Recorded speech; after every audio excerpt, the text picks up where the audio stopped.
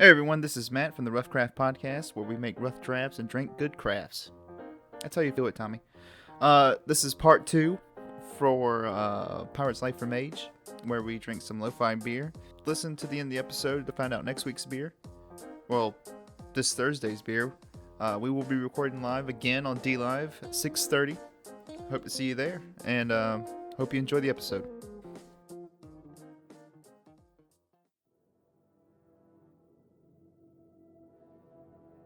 I'd like to thank everybody for coming and checking us out. This is going to be episode 2 of The Rough Craft, a podcast centered around creating new story concepts and enjoying a nice beer while we do so. This episode is going to be part 2 of leading on from the first part, which was the first episode of Pirate's Life for Mage, as you can see on the screen here. How's it going, Matt? I'm pretty good. How about you? Not too bad, not too bad. I've already had a couple beers. I'm feeling quite good. I've already had me a double of whiskey, so I think I'm That's ready. Just to let you guys all know, we're not just about drinking beer. You know, you can drink hard liquor as well. Diversify. Equal opportunity alcoholics here. So we're going to talk about today's beer. Yeah. You want to just go ahead and jump right into that, or let's I'd like to go ahead and just do like a catch people up that missed out on the first episode and explain what's going on, and then we can go into the beer. You cool with that? Oh, a summary. Yeah, that's what that word is. A summary. A summary. All right. Yeah, you go ahead and give that summary. Okay, so the first episode, part 1 of A Pirate's Life for Mage, it follows this character named Tysil, who is in this magic fantasy world. It's kind of like a mix between Lord of the Rings, Pirates of the Caribbean kind of thing. And his dad leaves when he's a kid. His dad's a mage. His mom's a mage. His mom is then kicked out of. They were like basically she had like an affair. She was promised to another guy, and she had sex with an elf, and that was kind of frowned upon. So she was kind of like cast out from her family, and it was actually after she had became pregnant with Tysil. They were kicked out. So his father Nevrath had to leave. Naturally, because he would have been killed if he would have stayed, and so she had to raise little Tysil all on her own, and she wanted him to grow up and be a mage just like her and just like his father. So they worked really, really hard to make sure he could go to mage school. And after he had finally completed this mage school, and she was kind of on her deathbed. I don't know if she did die, but just when she was about to die, she showed him this heirloom that his father had left, which was his wand. Now, these wands are different than the Harry Potter wands. These wands are more like, various types of guns. The one specifically that Tysil has is like a revolver. It's a pistol, and it has these magical crystals that are imbued with magic spells and different stuff. And so, he would shoot it like a normal gun, and it would, it'll cast a spell. This was created by his father, and with such magic properties that only his kin can actually use this. Only people of his magical bloodline are capable of using this weapon. And after he got this weapon, he ended up joining, after his mother passed away, he joined the Navy as a war had started. And he joined the Navy in hopes that he could find his dad and kind of bring him to reason and maybe pull him out of his pirating life, which he had found out from his mother that he had started doing. He goes out, he's in the Navy, and one day his ship is taken by some pirates, and it's taken by a gentleman by the name of, what was his name? Landry. Which, it's not a spoiler. None of this is a spoiler because we're making it all up as we go, but Landry is actually the first mate of Tysil's dad that was given the crew after Tysil's dad had died, and neither Landry or Tysil knows this at the time, and Tysil gets accepted onto this crew as like a worker, and one day when they're pulling loot up, Tysil finds these crystals that one of his buddies doesn't realize is an important. He thinks they're just regular stones or gems. He doesn't realize they're magical. So Tysil actually takes those, and he leaves. When they go to port, he leaves, dips out, and becomes at this point basically an enemy to the crew, to Landry's crew. And he's now off on his own with his magical weapon and some magical ammunition. And, we don't know what he's going to do next. He's going to look for a new crew, possibly, try to figure out how to use these weapons, and just figure out what his next step of his journey is. And I think his main goal right now is to try to figure out where his dad is and what's going on with, all that. Right, because Tysil doesn't know that Landry was the first mate of Netherbrand. Not at this point. So we're picking up we're picking up where Tysil leaves, right? Yep. And we're gonna find out what happens to him and how he gets to be on his very first pirate ship crew that has nothing to do with Landry. Exactly. But all right, so let's go ahead. You want to jump into the beer? Yeah, let's go ahead and start talking about this beer. Give me just a second. I'm trying to pull something up. I should have had this prepared beforehand. Boy, we are unprofessional. Because there's nothing written on the can this time. We can't. Yeah. Oh, this is a cool website. It says pure luxury.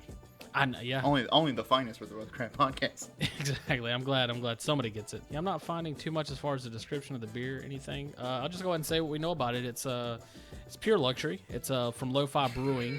It's got the reason we picked this is because we're doing like a high fantasy kind of thing. So hi-fi, lo-fi, right. Kind of goes together. This has a unicorn on the cover of it. And it says it's a blueberry wheat beer. So think of something like Blue Moon. That's like a wheat style beer. So this is probably a similar kind of beer, but with blueberry. And I'm eager to try it because I don't drink too many blueberry beers. Yeah, I'm excited to try it. So, ready to pop the top? Do it. Man, look at that! It didn't explode. I know. Time. I took it out earlier just to make sure that wouldn't happen, and I totally forgot. Oh, I did it too. I put it on my desk. I meant to put it on my desk. Be safe about it, but I just, luckily it worked out. Let's go ahead and give this a taste. It's not bad. I mean, you taste some blueberry? Yeah, I'm tasting a little hint of blueberry. It's not which I'm glad that it's not super overpowering. The more it's lingering in my mouth, I'm getting more of the blueberry flavor from it. I'm actually kind of glad it's not super strong because too much blueberry can kind of make me. It's too sweet and it gets me kind of nauseous. Yeah, I mean it's not. I was expecting something like Sweetwater. Yeah. Blue. I was expecting something like that, but it's not. It's not as I guess hoppy. Yeah. Well, yeah, it's a more of a wheat beer, but yeah, it's not a pale ale. Yeah, but it's good. Yeah, I mean it's if you want just a simple blueberry beer, I think this is good to go. I'm sure it's a beer connoisseur might be able to give you more information about it and why this beer is actually good. But for a simpleton like myself, it's just a good, simple blueberry tasting beer. It says first class. I'm looking at the can.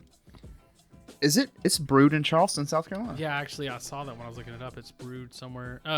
This is Asheville Brewing Company and Southern Rock Countryman Blackberry Smoke made a beer together. No, that's something totally different. Ignore that. Just ignore that. That it has nothing to do with this beer. We'll edit that out. 5.2% alcohol. So that's good. Well, maybe we'll get a little buzz. Boy, will we. All right, so man, let's go ahead and get into it. Yeah, so what did we agree upon? That was it kind of like in the night he kind of fled from the crew, like whenever they had went to port, or was it just like did he just leave on his own, like from the ship, like took a little dinghy ship or whatever, a little boat, and went off with like which one do you think would be better? I think that him and a group go onto land to sell the goods, or try to fence them. And then that's when he takes his opportunity to leave the group, runs away from the group, and they call the captains, or not the captains, but the lieutenants or something like that. Yeah, you talking about Landry ship? Yeah. So he's trying to escape. So they tell him, hey, he's running away, he's escaping, and then they try to hunt after him. Okay, yeah. And so trying to think of exactly what it is that he would be able to do in this point. You talking about like spells or something like that? No. What's he going to be able to do to just get away, hide, afterwards. and find a new crew? Because that's kind of what his goal is right now. Because I would think he doesn't personally want to sell the crystals that he has. He wants to be able to use those. And so I think this could be a good point to maybe open up like a new character that maybe he runs into. Maybe some, I don't know, I'm probably going to say this word wrong, but like some arcanist type person, like somebody What about a dwarf? We already established last episode that that's make the crystals. That's kind of what I'm thinking about, like somebody like that works with the crystals that could be in that town, and maybe he can go and like I don't know, maybe he hides out there, some way. I don't know exactly how, but I would think maybe this character is a very like a good character. That's just his personality, and so he's running and he goes and he kind of like stashes himself somewhere like by this guy's shop, just. Coincidentally. And the guy comes out. He's like, "What are you doing?" He's like, "I'm trying to hide from these guys. They're chasing me." He's like, "Well, come on in here," and he kind of hides them away. Yeah, well, maybe the dwarf was like a slave too. Okay. And like he tells him like, "Hey, they forced me to be a pirate. I'm trying to get away." And the dwarf feels bad for him because he knows how it is. Yeah. So he hides him away, and they're like, "Have you seen this half elf running around anywhere?" And he's like, "No, I hadn't seen him. But what you got for me?" Because he's surprised to find that it's Landry's crew. Because when Netherrath was the captain, they didn't have slaves. Oh, okay. I like that. Yeah, showing how the crew's kind of how it's changed since Landry's taken over. But yeah, so I think that's a good idea. So he stashes his stuff away here. Do you want to try to go ahead and give this character a name just so it'd be easier to. The dwarf? Yeah. Is he's a blacksmith or like an arcanist? Yeah, he's a blacksmith of sorts, but he works primarily, like we talked about, dealing with turning stone gems that are dug out of the mountain. They get brought to him, and he kind of works them into crystals that can be used for magic. Right. Okay. I think of them kind of like sort of like soul gems from like Elder Scrolls and stuff. Would we want traditional dwarf, like Tolkien dwarf names, or like I guess it doesn't really matter. Yeah, that's what I was gonna say. It doesn't matter too much. It just depends. Do we want to go for simplicity's sake, or do we want to try to be more creative with it? But in the reality, like, this character doesn't matter too much. I mean, this could be an important character later on in the story, but well, yeah, because he'll be the connector. He'll connect because he deals with all sorts of pirates. Okay, so maybe he's the one that introduces Tysil to his new crew. Yeah, okay, that works. So, but we need a good name. I mean, I can just list off some dwarf names that I have. You know how there's a character that is connected. He's the information guy. You know how there's some books or some movies have that character, like maybe like Littlefinger from Game of Thrones. Okay, yeah, that guy that kind of knows everything, but he's kind of neutral. Yeah. Okay, and that's what you're kind of thinking of this character as? Yeah. Okay, not necessarily a good character, not a bad character. He kind of just someone who has information. Well, I picture more of a good character. Yeah, I was thinking that too. Since you're talking about Littlefinger or just this character. Well, Littlefinger, the way Littlefinger was, he's not like he was neutral, but Littlefinger was neutral, but he followed. He has all the information that Littlefinger has, basically. Yeah. Okay. Kind of like that character. It's hard to explain. He kind of looks out for his best interest, but at the same time, his best interest is generally more positive. He's trying to do. What is it called? Like chaotic good? Yeah. Something like that. Yeah. Yeah, I see that. Okay, so I don't know. I can just list off some dwarf names that I have. Brogdon, Turodin, Faldron. Are these your WoW characters? Turodin and man, boy, I'm really glad you pulled that one out of there. Turodin and Faldron are. Brogdon is he's a character in my fantasy world that I have. Well, I won't use Brogdon, but we'll use what was the other one? Turodin. Turodin? Turodin. There's two. I have two different characters like that. One of them's in my fantasy world. One of them. It doesn't matter. I just said Turodin. Turodin. Yeah, it's actually a mix between. It's a kind of a call to Norse mythology. It's a mix between Tyr and Odin. Turodin. Yeah, I like that. It's very cheap and easy. Turodin. Okay, yeah, Turodin. So Turodin, he's pretty much, he kind of lets him stay there, and I would say he stays there for maybe like a day or two. They kind of get to talking. They don't really. Tysil's still young and I think naive, so he probably gives a lot of information about himself out to Turodin. But Turodin, of course, he's smart and he knows to kind of keep his information closer to his chest, so he doesn't say too much. But they kind of get to know each other a little bit, and he finds out that this kid, he's basically looking for his dad. He doesn't really know who his dad is necessarily. I think, well, how would that go? Because I think Tysil would probably, if he got comfortable with this guy, tell him who his dad is. So you think Tysil would talk about his dad to this guy? Yeah, well, because Netherrath wouldn't give his name out while he's a pirate. It would just be, he would be somebody else. Okay, so the name that Tysil knows him as, Neverrath, isn't the name that Tyrodin would know him as. So he can talk freely about his father without him ever connecting the dots. Okay, that's kind of why I was confused. I didn't know if he would say his name, and then Sheridan was compelled to either talk about him or not. Okay, so that works Well, out. the real question is, what would Neverrath's pirate name be? I think we still need to learn more about him. Okay. To figure it out. I don't think we've gotten to the point yet where we can do. I mean, we can go ahead and try to figure him out right now and try to get an idea of him and the way he was. If you want to try to go into that, or we can kind of just continue the story. Yeah, let's just continue the story for now. Okay, so I'd say after a couple of days, I guess there's like a crew that comes in, and he's basically asking around, like, hey, you guys need a new guy. I got a mage. And then eventually he hooks him up with a crew and for him to get started on. And at this point, the time frame that he was there with Sheridan, he was able to get his crystals. Well, that goes back to Tysil telling Tierden that he was forced to be a pirate. Would Tierden be looking for him to join another crew if Tysil didn't want to begin with?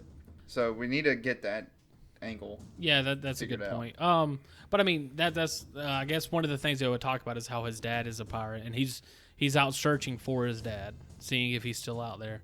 And so, I mean, it just depends on what the motivations Tysil has. Well, maybe that's the key right there. He tells Tierden that he's looking for his dad, and he knows his dad's a pirate. And Tierden's like, well, the best way to do that is join a pirate crew. Yeah. So, okay, there we go. That was easy. Okay, yeah. So he ends up getting him with a new crew. And I'd say I think this is a cool part because I want to kind of, there's only so much we'll be able to do with this podcast, but I want to kind of dig into the different types of pirating crews that there is out there, like from the different the ones that we looked at. shit? Yeah, the different kind of factions and stuff. So I'd say, what is this pirate crew about? Like, what is their kind of thing? Like, who's their captain? What's his kind of thing? Like, is he going to be a mage? Does he have a mage with him? Because we talked about, like, I think we agreed that Landry's going to have a rifle. That's going to be his wand that he uses. Tysil has a revolver. And I was actually thinking about this. What if Landry's rifle, like, is actually Netherrath's new mage weapon that he gave to Landry before he died? Okay. So, like, he has two sons in reality because... In his mind. Like one adopted son and one son that he never got to see. And I think that's kind of what I see with Neverrath, is he kind of adopted adopted Landry to kind of take the place of the son that he can never meet, that he can never see and be with. His half-elf son. Yeah, so he kind of adopted him in that sort of way. And so, yeah, so the rifle that he has was a memento from him as well. But who was this new pirate captain? Is he going to be a mage? Is he just a regular pirate? I like the idea of mages being the captains. I kind of feel like that's kind of what we've established in this world. And so, like I was saying, well, we can do the Dragon Age route where mages are kind of like outlawed. Yeah. Okay, it's all black market kind of stuff. Having these wands. Yeah, most mages, if you want to legally be a mage, you have to serve in the military. So that's how Tysil was able to become a sailor and everything. And okay, yeah. And but that takes that mages school has to be from episode 1. That mages school has to be a military academy now. Okay, yeah. So for mages Retcon. or for magic, yeah, retcon right here. That is a government establishment. Yeah. So what I would like to do is I'd like to have this guy just like a big burly, just like the most piratey looking kind of guy you could be, like the way you picture Blackbeard, just a big buff or fat kind of guy, just a huge man, and his wand is actually like a Gatling gun, like kind of like what we talked about in the last one. Yeah. And I see him as kind of like a big, jolly, happy kind of character, but he can, if you cross him, just kind of very stereotypical kind of pirate. If you cross him, Jolly Roger. Yeah, if you cross him, he's going to be he will do terrible things to you. And I think that's kind of, I think the crew and the captain and everything overall they're good, but they really have some dark moments while he's with them, and that pushes Tysil to not necessarily agree with him, and maybe he eventually challenges him to a duel or something, or challenges what is it called, a mutiny, and he puts in for a vote after he raises in standing with the crew and stuff to get to a level where he can challenge him and take over the crew, because we got to figure out how he takes over, because we could say now that he's a part of that crew. They're off on the sea. How does Tysil get to the point where he becomes the captain? Yeah. Or I mean, really, he doesn't even necessarily ever have to become a captain to be able to go against Landry. But I mean, we'll see the direction we go. I was thinking that this captain was, like you said, a good guy, and he was only robbing he was basically the Robin Hood of pirates. This guy. So what I'll say is, like, whenever he finds somebody that he deems as evil, bad people, that he actually, like, he's very brutal to them. Yeah. How about yeah, I like that idea a lot, because I think this new captain that Tysil's now serving under is struggling with attacking Landry, because when Netherrath was captain, they were friends and they all kind of agreed, like, this is to help the poor, or not really to help the poor, but this is to help people like us, outlaws, mages, to get along in life without having a military collar around our neck. Yeah, we're not trying to hurt people, but this is the life that we have been forced into. Yeah. Well, if that's the case, I think we should develop some sort of pirate council of sorts, and that could kind of be the reason why he's not able. He's debating on whether he should attack him or not, because the council has to approve and agree with everything, and say maybe, like, there's a part in the story where Tysil's new captain. What did we give him a name? We did not give him a name. Let's go ahead and give him a name. What we're gonna go with pirate name? What would I would say his pirate name. We know he's we kind of have his character down. He's kind of like a jolly, brutal kind of guy. Carries a Gatling gun, a big kind of like a huge man kind of character. I'd imagine he has like a huge, massive beard. I'm picturing him with a black beard just because I made a Blackbeard reference earlier. Okay. This is the part of the podcast where things get real quiet when we close our eyes and think. 2 hours later. What race is he? Oh, that's a good question. Definitely not going to be an elf. I don't want to be a dwarf. What about just make him an orc? You want to do orc? Yeah, that'd be good. I mean, is it cool? We'll make him orc. Are orcs mages? Yeah, they can be mages. Okay, cool. Yeah, I like that idea. Orc. All right, now I got a couple orc names. Okay. Crotar. Oh, Crotar. Pulling out my WoW names. Oh, now. Cool. I mean, yeah, for simplicity, let's just go and name him Crotar. That's his name. Crotar. Okay. Orc Captain Crotar. Yeah, I don't know. Let's just fucking call him Crotar and just fucking go ahead with it. Yeah, because we're spending too much time trying to figure out this fucking name. Yeah, this is that is probably the worst thing we've ever done this whole podcast, is trying to figure out that name. Okay, so Crotar. Captain Crotar. Crouton. Captain Crouton. So where will we even at with the story? Okay, so Tierden. Oh yeah, that was like a pirate council thing is what I was talking about last. Well, yeah, that's getting further on. But are we following Tysil, or are we gonna follow? Yeah, so I was saying Tysil. At this point, Tysil had worked out something with Tierden and got onto a crew. Mm-hmm. The crew is Crotar's crew, and he's staying with them now. And I'd say they've sailed for a little bit.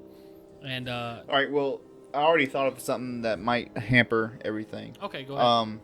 How does the orc culture view mages? Why is Crotar a pirate? I got an idea. Let's see.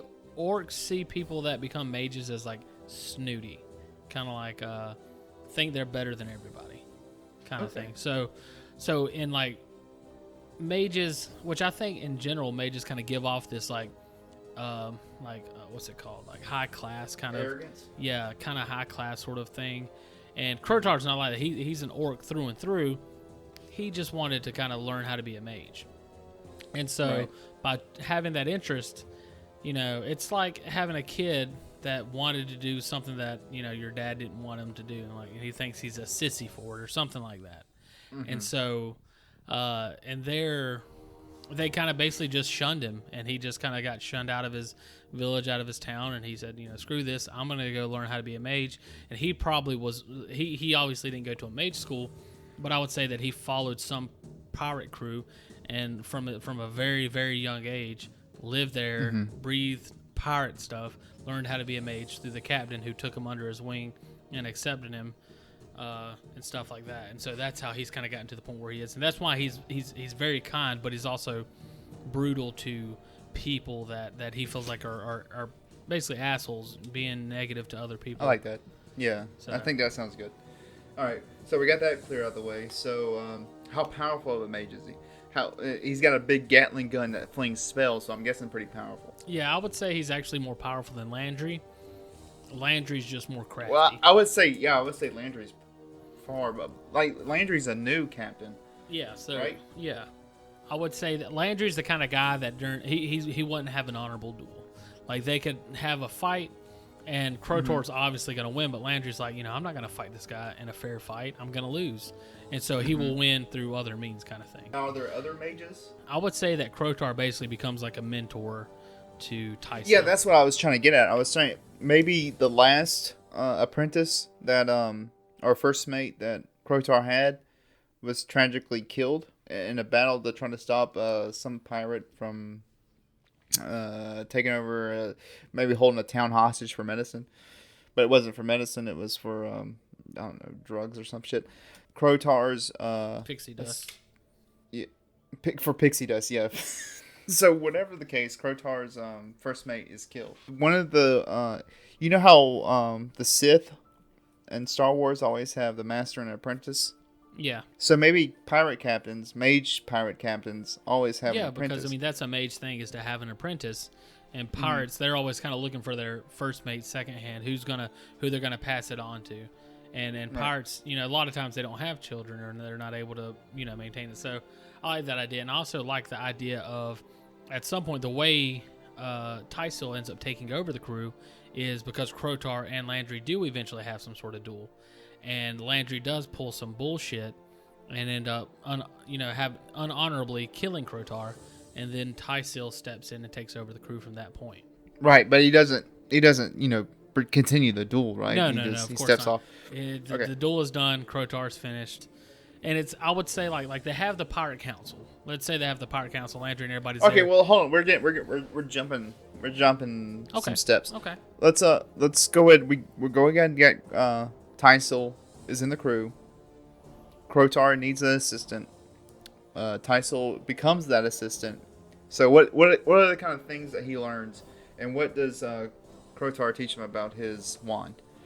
At this point, he's been to mage school. He knows how to work a wand. He knows how to use these crystals. And I think while he was with Tyrden, he actually took these crystals and imbued them with magic spells and stuff. So he actually has them charged up and ready to go. And I think a lot of what he learns from Krotar isn't even necessarily magical stuff. It's more just Pirate stuff. Yeah, pirate stuff, just everyday life kind of stuff. Because he's actually very surprised by how good Tysil is. It's just Tysil is very naive and young, and just he doesn't, and he's brash. He's very, he goes, he follows his gut almost too much and says, "This is what I feel like I should do." He's just not as well thought out as he should. And Krotar sees a lot of the way he used to be when he was young in him, and he's trying to kind of help guide him and just be that fatherly figure that Tysil never had and Krotar never had, and trying to help guide him and make him become a better man and be a great pirate like he thinks he could be. All right, so are we gonna ditch the Tolkien and the Tolkien elves and orcs? That kind of hostility toward each other. Are we gonna have? We could have that. We're gonna have orcs be mainly a human enemy or mainly a dwarf enemy, but the elves are kind of neutral towards them. I would say that we could have it be whatever we want it to be, but out on the sea, everything's open. There's no everybody's enemies and everybody. It's very. It doesn't matter if you're an orc, an elf, or a human. If you're an enemy, you're an enemy. Nobody sees anyone great. They're not like, that guy's an orc, so I definitely don't like him. Everybody's a pirate. They're on equal footing, is the way I kind of see good. it. The problems of land and man and elves and all that stuff, that's not their problems out on the sea. They're just trying to survive. Krotar and him, start this kinship. They bond. Krotar teaches him how to be a pirate. How to be and how to be a man. Okay, yeah. Because Tysil grew up mostly with his mom. So. Yeah, he never had a father figure. Does Tysil maybe meet somebody while he's with Krotar, or? What do you mean, a female companion? Yeah, like a There should be some maybe, sort of love interest. I would say maybe there's some sort of whore in the brothel that they go frequent when they come into port that he fancies quite a bit. But that or just now, kind of what port builds would this into his be? Now, Westport. hold on. Yeah, well, let's see where this leads. There's this one brothel on the island of the council, whatever we call it, and he goes with Crotar because Crotar is going to show him the council of high waters. So this is where he first meets his love interest, and this is where he meets the council of high waters, the pirate council. Yeah, that sounds good. Now, what I was gonna say real quick with his love interest, it's one of those things where again he's just young and naive, and he falls in love with this person. And this person, she has feelings for him more so than she does other clients. But at the end of the day, she's almost like a slave. Like she has to work here. This is her job, and this is what she does. She might care for him more than other people, but there's nothing that's going to come of that. And so maybe later on down the road, once Tyso becomes a captain, he can use his influence to be able to free her and bring her along with him. And that's something we can deal with later on down the road. But I think right now, yeah, it's a good idea to go ahead and get them to the Pirate Council and stuff. And I think the first interaction is just basically Crotar bringing up to the council that Landry's he's doing a lot of stuff he doesn't need to be doing. He's making a bad name for pirates, dealing with slavery. Well, maybe Landry is a member of the council, and the council is all these good pirates. Well, I kind of see them all as kind of council members. Like every big captain of crews are all a part of the council. Okay. And Crotar is kind of just stating his grievances and issues with Landry, and says that he thinks Landry should be taken out. And then the other captains, they agree with what Crotar is saying, but they're like, he brings in a lot of money. He's very successful in his pirating, you know. So it's hard to cast him aside and refuse him, you know, access to port. Maybe we'll have a scene where the council's like, he's bringing in a lot of money, and then Crotar's like, well, on the backs of slaves, and he slams his big green fist onto the table. Yeah. And he screams it. So the council, the council's kind of silent, and he's like, whatever, come on, Tyso, we're getting out of here. And then Tyso's running behind him. He's like, what are we gonna do? And he's like, we're gonna deal with this. We're gonna deal with this Landry. I would say that this he makes a mockery of my friend's name. Okay, I see what you're doing there. Yeah. I would say initially, it's just that interaction. Nothing is done from it then. I would say it's after the next time he goes to the Pirate Council that he really states, basically saying, look, it's either me or him. If you guys don't take care of this problem, I'm going to do it on my own. Because there's rules within pirating with it and the pirates, and for him to attack another pirate, especially one of the council, that's very, very bad. Mm-hmm. And you know he's a high member of the council, just like Landry kind of is. And Landry, I won't say is as high of a member, but he's just bringing in good money. You know, Neverath was a high member of the council, but Landry has to earn that place. So they're not willing to necessarily let go of him, even though they know Crotar's right. And from Landry's point of view, maybe Landry is trying to earn his place by bringing in money to the council. Yeah, I like that idea. That way he's not actually a bad guy. He's just going about things the wrong way. Yeah, he's just trying to prove himself. He's trying to live up to Netherrath's name. Yeah, he's just going about it in a negative way. Okay. So I'd say like after the next, I mean, they go out, they do some pirating, and there's a lot of, especially with the podcast and stuff, and we're trying to basically create the plot of a story. We're not trying to create it scene by scene. We're just trying to hit the key points, and I'm just kind of explaining it to the listeners.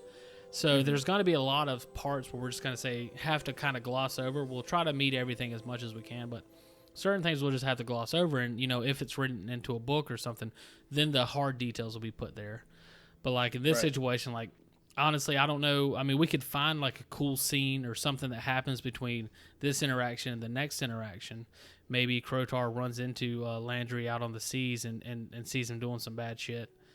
But I don't really know, but so it's up to you, but like right now I see it basically going from this first interaction to us then talking about the second interaction that then ignites the feud and almost a war between Landry's crew and Crotar's crew. I see it as the first. I think the first interaction should be Landry, Crotar, and Tysil leaving the council. Like Crotar and Tysil are walking out, but Landry's walking in. Okay. And that's the first confrontation. Okay. Landry sees Tysil and he's like, you were my slave. What are you Oh, doing? yeah, that's a good point. I didn't think about that.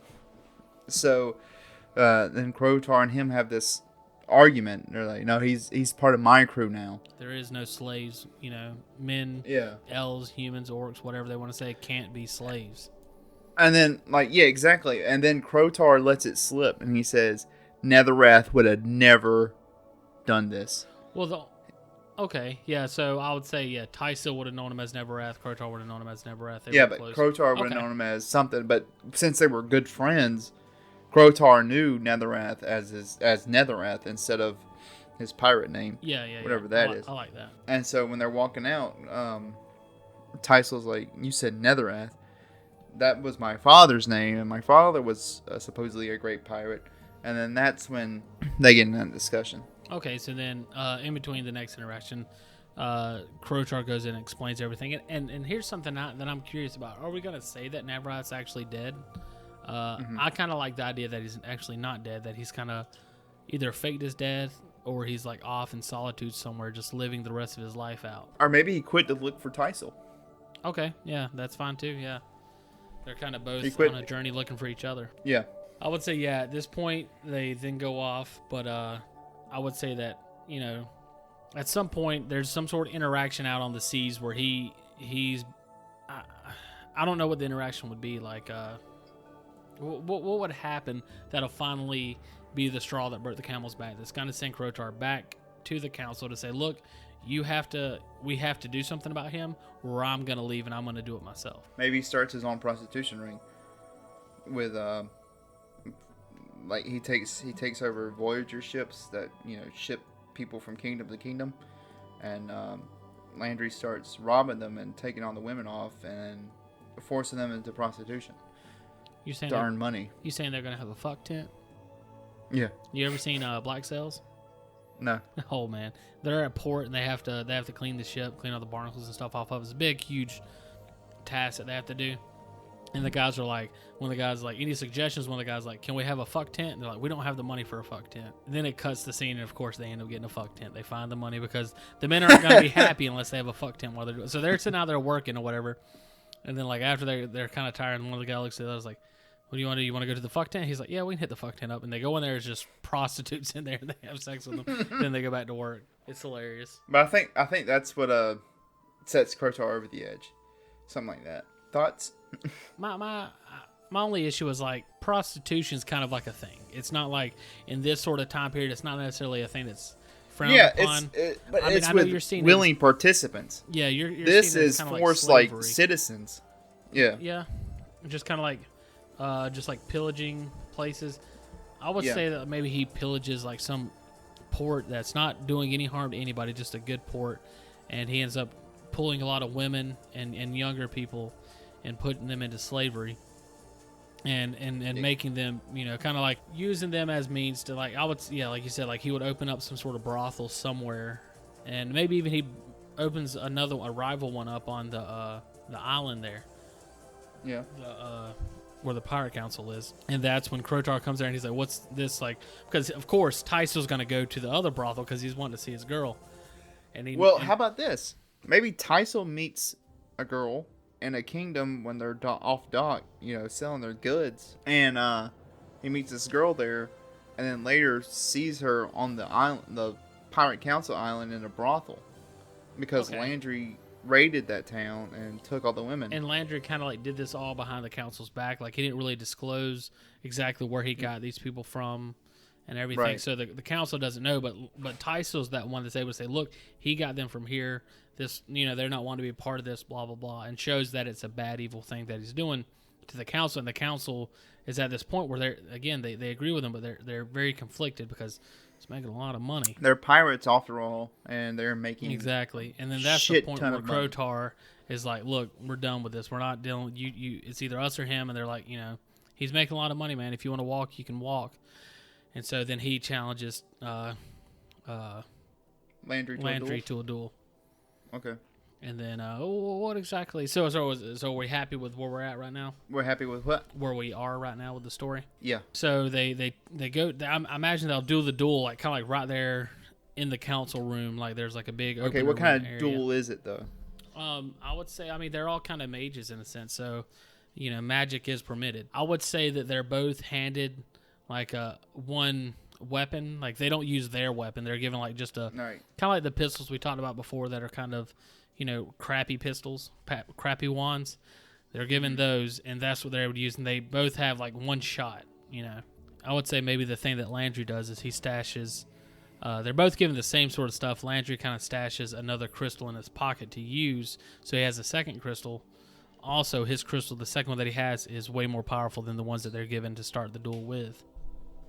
Well, then if they're given the crappy pistols or the crappy wands, he would have to be very careful about loading a more powerful crystal into that weapon. Yeah, but it could backfire on him. I would say like they kind of go. So would you say he's taking a chance, or would you say this is a sure thing? Maybe he's disguising a well-made wand as a crappy wand. Well, what I was saying is like in the duel, like I don't know, would this be like a walk 10 paces kind of duel? I do not want it to be a 10 spaces duel. I think both participants should start at either end of the given field, and then they have obstacles in front of them. So I would say they have a wand and a cutlass. Okay, yeah. And so they kind of just go straight at each other. And what I would say is like Tysil actually has he ends up shooting his shot early and misses. And Tysil? No, not Landry. Yeah, sorry, Landry shoots his shot early and misses. And Krotar's like, this is my chance. I'll be able to beat him. And he goes in. He ends up getting in real close. And because he thinks Tysil doesn't have, or Landry doesn't have a weapon at this point, basically, other than his cutlass or whatever, which isn't anything. And then at this point, Landry's already loaded in his other crystal, and as soon as he gets close, he shoots him. The gun explodes, or the wand explodes, and is destroyed. But he kills Krotar, which is very unhonorable. Is very obviously he's in the wrong. The council doesn't like this, but at the end of the day, Krotar died, and Landry didn't. And that's all he cared about. Okay. And he's talking to the council. The council's like, look, you can't do this, blah, blah, blah.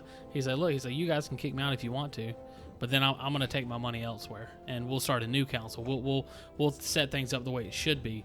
And he kind of branches off, and he's trying to start his whole own new thing, or they can keep him there. And so it becomes, it gets to the council. What do they want to do? I think this could be a good point to go ahead and just close it all out.